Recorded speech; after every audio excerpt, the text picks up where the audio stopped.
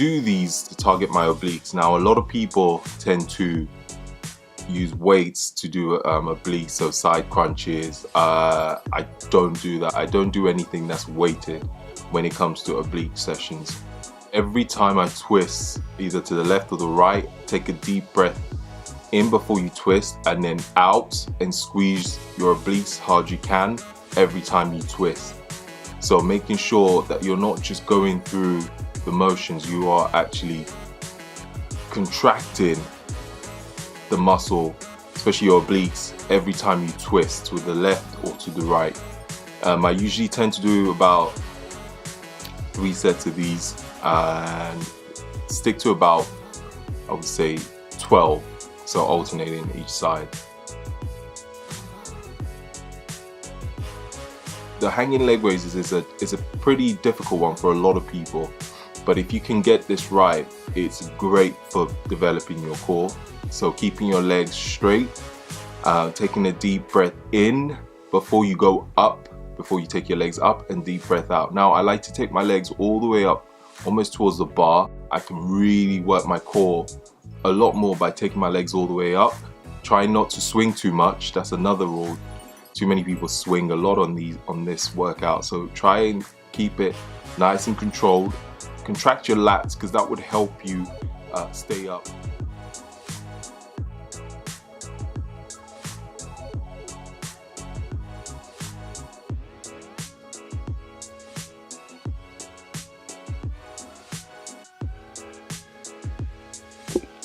So next we have, same thing again, hanging leg raises, but this time with your knees tucked, knees bent. Now this is slightly easier, a slightly easier version. Again, keeping it nice and controlled. Focus on your breathing. Out when you go up, in when you come down. Simple. Now, a great alternative to these two, if you can't hang off, the bar, is doing them on the mat to start. So same thing, straight leg raises and knees bent leg raises. Those can be done on the mat if you struggle with hanging off a bar. You have the barbell rollouts. It is very similar to a stability ball rollout on your knees and the ab wheel rollout, but I like to use the barbell. So when you roll the bar all the way out, take a deep breath out, and when you roll the bar in, take a deep breath in. Now try and keep the eccentric phase, so when you roll out the bar, slow it down. Again, 2 to 3 seconds tempo. Nice and slow when you roll it out, and then in as quick as you can. So out nice and slow. With the rollouts, it really works your core, really targets your core. If you haven't done these before, try it. It is brutal. I would even sometimes take the tempo to a 5-second tempo when I'm going all the way down.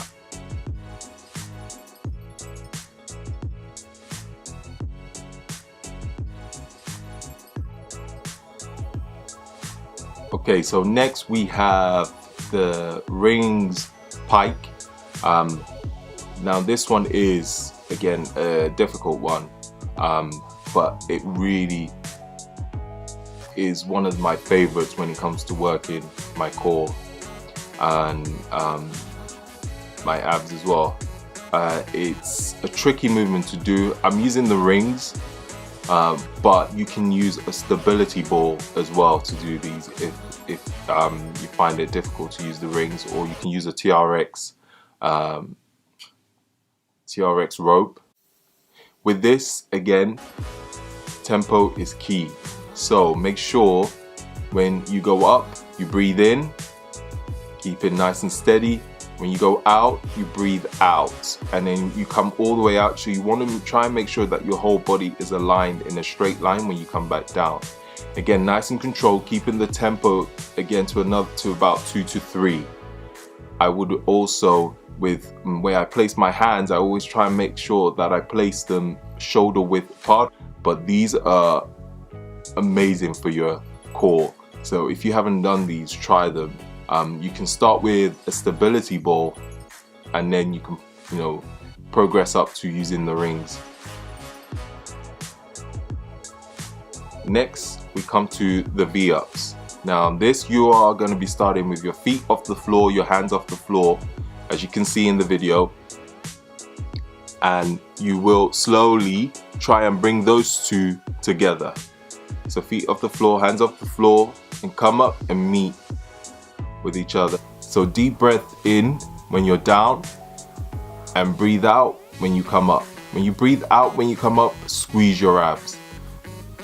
So deep breath in and out when you come up. Again, try and keep the tempo nice and controlled. No rushing it, no rushing the movement. That's one of the most important things I would say when it comes to core. Don't rush the movements.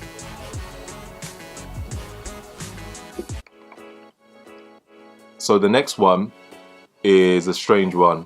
I actually don't know the name for it, so I just call it the V-up seesaw.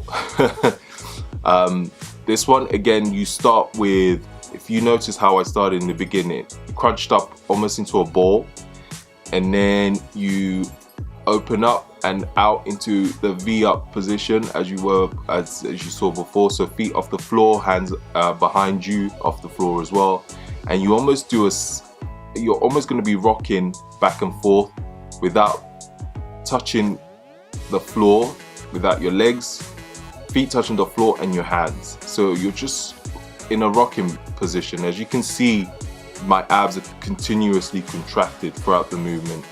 So you're almost trying to stay on your glutes and your lower back as you rock back and forth. Again, this one you have to be careful. It is quite difficult to get right. It's one that I'm actually still learning to really get right.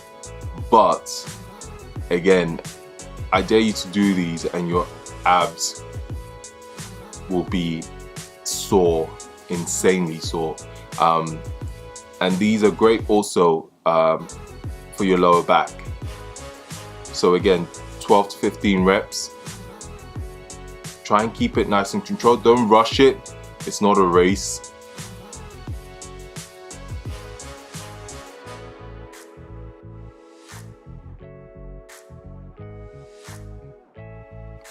So next we have the Superman, which is a great core workout that I love doing.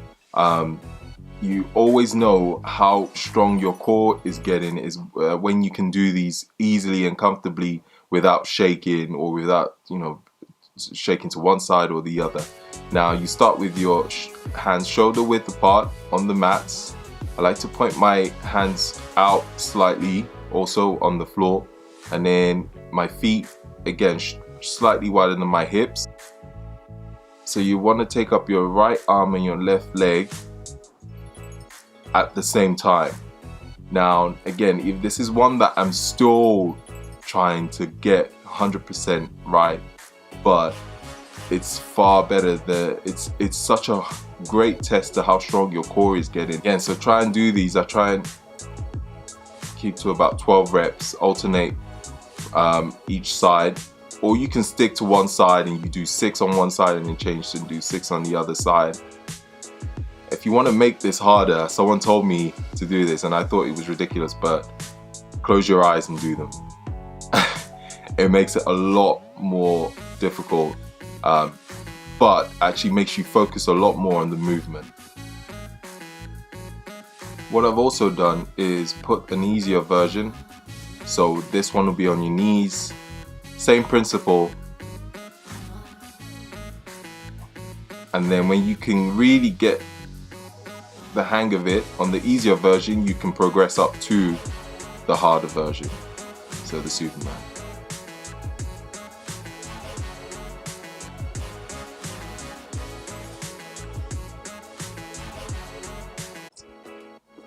And next we have the ball slams. Now this one is another weird one that a lot of people don't think about doing, but it is another great core workout.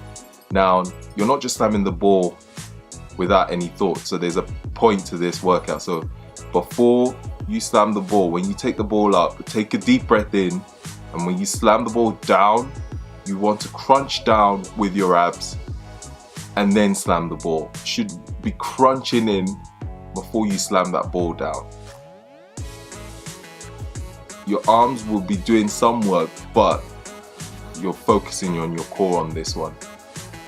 You can also do, if you can't slam the ball on the floor in your gym, get one of those boxes where you can jump, those plyo boxes, and slam the ball on that. It's the same effect. But yeah, again, another 12 to 15 reps in these 3 sets. Really use your core when you slam the ball on the floor.